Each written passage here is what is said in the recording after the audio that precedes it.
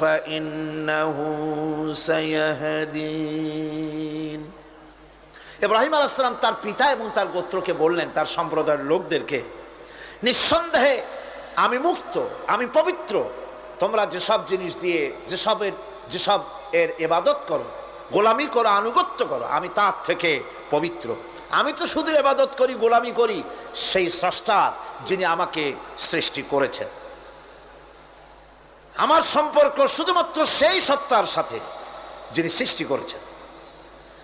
আল্লাযী খালাকানি ফাহুয়া ইয়াহদিন, যিনি আমাকে সৃষ্টি করে শুধু সৃষ্টি করেন নাই, আমাকে হেদায়েত দিয়েছেন, আমাকে পথের দিশা দিয়েছেন।